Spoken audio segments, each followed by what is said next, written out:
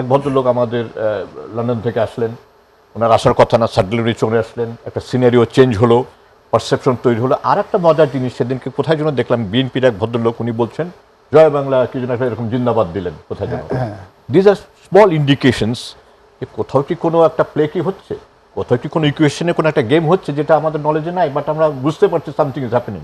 তো এমনও তো হতে পারে যে কোনো নতুন সরকার আসবে, তাদের সাথে কোনো আন্ডারস্ট্যান্ডিং করে ভবিষ্যতে তারা একটা ইনক্লুড করার, ঢোকারও একটা সুযোগ সৃষ্টির জন্য চুপচাপ থাকতেও পারে। না, আমরা ওরকম ভিডিও তো দেখলাম যেখানে বলছে 10টা বছর ওদের সাথে থাকেন, ওনাকে আসতে দিবেন ওরাই। হ্যাঁ, তো আমি সেটাই বলছি যে নিশ্চয়ই এমন কোনো কিছু হয়েছে। আমরা কিন্তু শুধু লোকাল আমাদের দেশের পলিটিক্স নিয়ে কথা বলছি, এর বাইরেও তো একটা আন্তর্জাতিক একটা প্রেশার বা একটা প্রভাব আছে, এটা কিন্তু আমরা ভুলে গেলে চলবে না। অবশ্যই। তো সেখান থেকে আমার মনে হয় এমন কোনো ইন্ডিকেশন বা এমন কিছু গেম, এমন কিছু ইকুয়েশন, এমন কিছু ফর্মুলা তৈরি হচ্ছে বা হয়েছে, যার কারণে তারা এবার হয়তো ছোটোখাটো কিছু সমস্যা করলে করতে পারে, বাট বড় আকারে কিন্তু এখন কিন্তু আপাতত তারা খুব চুপচাপ।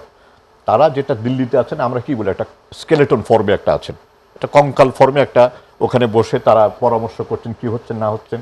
আন্তর্জাতিক পর্যায়ে তাদেরও তো খেলাধুলা আছে, তাদেরও তো কানেকশন তারা ব্যবহার করার চেষ্টা করবেন। সেটা কতটুকু সাকসেস হবে সেটা পরবর্তী যদি ইলেকশন হয়, পরবর্তী সরকার আসেন, তখন জিনিসটা আমার মনে হয় সারফেসড হবে, আরও জিনিসটা পরিষ্কার হবে। কিন্তু খেলাটা খুব সহজ না যে ওনারা ঝামেলা করবেন, ওনারা আর আসতে পারবেন না, নেভার পসিবল। যেটা আমাদের ইউনুস সাহেব বলেছেন, ইউনুস সাহেবের কাজ কি, উনি হবেন এক্সট্রিকেট করবেন।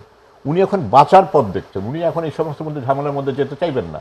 উনি চাইবেন যে কোনো একটা ইলেকশন হোক, যারা আসবেন তাতে তাদের মাথা ব্যথা হোক।